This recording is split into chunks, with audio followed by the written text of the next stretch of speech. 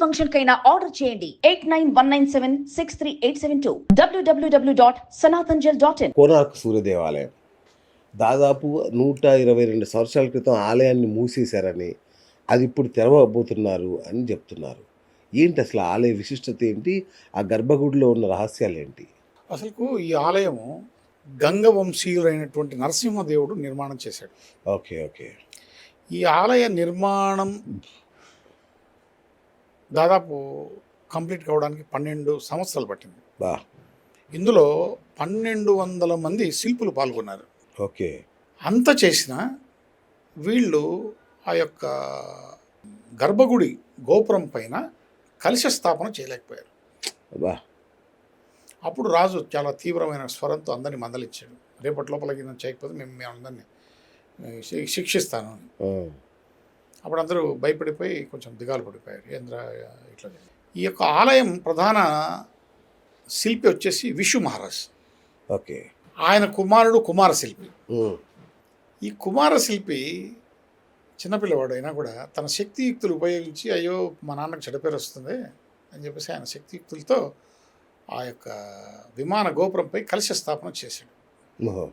అయితే అసూయతో ఈ 1200 మంది శిల్పులు మాకు రాని పేరు వీడికి వస్తుంది, రేపటి నుంచి వీడు హీరో అయిపోతాడు, మనం జీరో అయిపోతాం అని చెప్పి వాడిని కాళీమాతకు బలి ఇచ్చి సముద్రంలో వాడి శవాన్ని విసిరేస్తాడు. అది ఆ యొక్క ఆలయం చంద్రభాగా నది ఒడ్డున ఉంటుంది. ఓకే. బంగాళాఖాతం.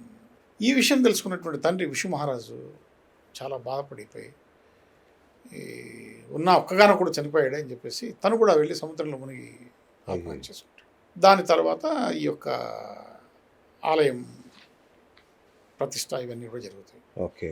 ఈ ఆలయం లోపల ఉన్నటువంటి విగ్రహాన్ని అష్టధాతువులతో తయారు చేశారు. ఓకే.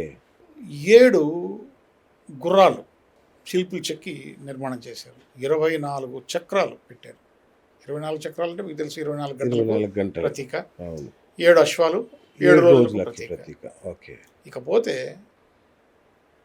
ఈ గోపురం పైన 52 టన్నుల అయస్కాంతాన్ని అమర్చారు. ఎప్పుడు 1264 సంవత్సరాలు కాలంలో 52 టన్నుల అయస్కాంతాన్ని అమర్చారు. అమర్చడమే కాకుండా ఆలయం గర్భగుడిలో కూడా అన్ని మూలల అయస్కాంతాన్ని అమర్చారు. దానివల్ల అక్కడ ప్రతిష్ఠించినటువంటి సూర్యుని యొక్క విగ్రహం గాలిలో తేలి నిలబడి ఉంటుంది. ఓకే. సో ఆ విధంగా నిత్యం పూజలు గీజలు జరుగుతూ ఉన్నాయి. అయితే ఈ పోర్చుగీస్ వాళ్ళు ఈ వర్తక వాణిజ్యం కోసం ఈ చంద్రభాగా నది తీరానికి వాళ్ళ పడవలు వేసుకొని వచ్చేవాళ్ళు. కానీ వాళ్ళకు నావిగేషన్ అక్కడికి వచ్చిన తర్వాత పనిచేసేది కాదు. ఈ పడవలు పోయి ఢీకొని ఒకదాని ఢీకొని కొట్టుకొని ఇదైపోయింది. ఇదేంటి ఇట్లా జరుగుతుంది, ఇక్కడ ఎక్కడ జరగదు మనకు అని చెప్పేసి పరిశోధన చేస్తే విషయం తెలిసింది. ఓహో ఈ యొక్క అయస్కాంతమే కారణము అని చెప్పేసి వీళ్ళు రహస్యంగా 52 టన్నుల అయస్కాంతాన్ని తొలగించేశారు. ఎప్పుడైతే 52 టన్నుల అయస్కాంతాన్ని తొలగించారో ఆలయంలో కొన్ని శిల్పాలు పడిపోయాయి, గోడలు నెరలు చిల్లిపోయాయి. అప్పుడు ఈ బ్రిటిష్ గవర్నర్ జనరల్ ఉన్నాయి, ఇది కలకత్తా, అతని పేరు జాన్ వుడ్బర్గ్. ఓకే. అతను ఏం చేశాడంటే ఇది వారసత్వంగా ఉంది, అద్భుతమైనటువంటి ఆలయం, ఇది ఇట్లా వదిలేస్తే శిథిలం అయిపోతుంది, ఇంకా శిథిలం కాకుండా దీన్ని మనం పనిచేయాలి అని చెప్పేసి ఆ యొక్క ఆలయం ద్వారాలు ఇటుకలతో పేర్చి క్లోజ్ చేశారు. వీళ్ళు 52 టన్నుల అయస్కాంతం తీసేసినలే, పైన హోల్ ఉందిగా, ఆ హోల్లో నుంచి మొత్తం ఇసుకను వేశారు ఎక్కడికి, గర్భగుడికి. ఆ ఇసుకతో పూర్తిగా నింపేశారు గర్భగుడిని. దీనివల్ల ఆ యొక్క ఆలయం గోడలు పడకుండా నిలబడ్డాయి. ఓకే. అయితే విగ్రహం ఏమైందో తెలియదు, ఈ అశ్వధాతులతో చేసినటువంటి విగ్రహం తెలియదు. కానీ కొంతమంది ఏమంటారంటే ఢిల్లీ నేషనల్ మ్యూజియంలో ఈ విగ్రహం ఉంది, అదే ఇది విగ్రహం అని చెప్పేసి. అయితే ఇక్కడ ఒక 3 విగ్రహాలు కూడా ఉన్నాయి. ఇక్కడ ఈ యొక్క కోనార్క్ ఆలయంలో బాలసూర్యుడు, బాల్యం, మధ్య వయస్కుడు సూర్యుడు, యవన సూర్యుడు, వృద్ధాప్య సూర్యుడు, ఆయన్ను 3 రకాలుగా 3 వయసుల్లో ఉన్నట్టుగా చిత్రీకరించి శిల్పాలను పెట్టడం కూడా జరిగింది. ఓకే. అంతేకాకుండా సూర్యుడి మొదటి కిరణము ఆ యొక్క గర్భగుడిలో పడే విధంగా వాళ్ళు నిర్మాణం చేశారు. అంత అద్భుతం నిర్మాణం చేశారు. అయితే ఇటీవల ఏం చేశారంటే ఈ మద్రాస్ ఐఐటి వాళ్ళు, తర్వాత ఈ తమిళనాడు యూనివర్సిటీస్ కొన్ని భాగస్వామ్యంతో పరిశోధన ప్రారంభించి ఎట్లా తిరిగి మళ్ళీ దీని వైభవాన్ని దీని యొక్క వయసును, ఈ ఆలయం యొక్క వయసును 1000 సంవత్సరాలకు పెంచే విధంగా మనం దీన్ని భావితరాలకు అందజేయాలా. యునెస్కో వాళ్ళు కూడా దాన్ని గుర్తించారు ఓకే, వారసత్వ సంపదగా. కాబట్టి మనం ఏదో చేయాలని కేంద్ర ప్రభుత్వంతో వీళ్ళు మాట్లాడుకొని అనుమతులు తీసుకొని ఇప్పుడు లేటెస్ట్ టెక్నాలజీతో ఇప్పుడు వాళ్ళు ఈ యొక్క దీన్ని ఏం చేస్తున్నారంటే ఈ జీరో వైబ్రేషన్ డ్రిల్లింగ్ చేస్తూ స్పీసియస్ స్పెన్సర్లను అమర్చి మెల్లిగా ఆ యొక్క ఇసుకను తోడుతూ ఈ గోడలు పడిపోకుండా ఉండే విధంగా చేస్తూ వ్యవహారం చేస్తున్నారు. ఈ 3 నెలల్లో అది కంప్లీట్ అయిపోతుంది. కంప్లీట్ అయిపోతే మన విజిటర్స్ ఈ యాత్రికులు రాణిస్తారా, వీళ్ళందరూ కూడా గర్భగుడిలోకి వెళ్ళి చూడడానికి అనువుగా ఉంటారు. ఎన్నో ఏళ్ళ తర్వాత అద్భుతం అద్భుతం. రైట్, చివరిగా అన్నగారు, తాజ్మహల్ ఎప్పటి నుంచో మనందరికీ దాని మీద అది ప్రపంచ వింతల్లో ఒకటి. రకరకాల భిన్నమైన వాదనలు ఉన్నాయి. అది తేజో మహాలయం అని, అది తాజ్మహల్ కాదని, ఆలయాన్ని కూల్చేసి దాన్ని ఇట్లా చేశారని కూడా చాలా మాటలు చెప్తుంటారు. ఏది నిజం అన్నగారు? నిజమేనా అది?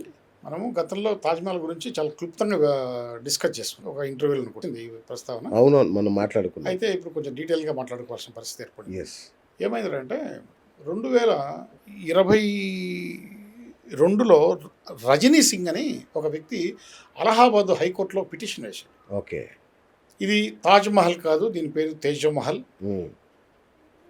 ఈ యొక్క నిర్మాణంలో క్రింద ఉన్నటువంటి 22 గదులను తెరిపిస్తే అసలైన విషయాలన్నీ బయటపడతాయి. ఓకే, కాబట్టి పర్మిషన్ ఇవ్వండి, గదులను తెరిపించమని చెప్పండి. ఆ 22 గదులను ఇటుకలతో మూసేశారు. రైట్, ఇప్పుడు అది నిజంగా ముంతాజ్ మరణాంతరం కట్టించింది అయితే వాటిని మూయాల్సిన అవసరం లేదు. అయితే ఎందుకో ఈ పిటిషన్ డిస్మిస్ చేసింది. అప్పుడు ప్రజలకు అనుమానాలు ఇంకా ఎక్కువైనాయి. చర్చ మొదలైంది, అసలు ఏంటి విషయము. అంతకుముందే పిఎన్ వోక్ అనే ఒక చరిత్రకారుడు పుస్తకం రాశాడు, తాజ్మహల్ కాదు ఇది తేజో మహాలయం అని. ఆయన పుస్తకానికి కూడా మళ్ళీ చర్చలోకి వచ్చింది. ఓకే, ఇక్కడ ఏం జరిగిందంటే 1212లో రాజా పారమార్థ్ అనేటువంటి రాజ్పుట్ రాజు ఈ తేజో మహాలయాన్ని నిర్మించి లోపల అగ్రేశ్వరుడు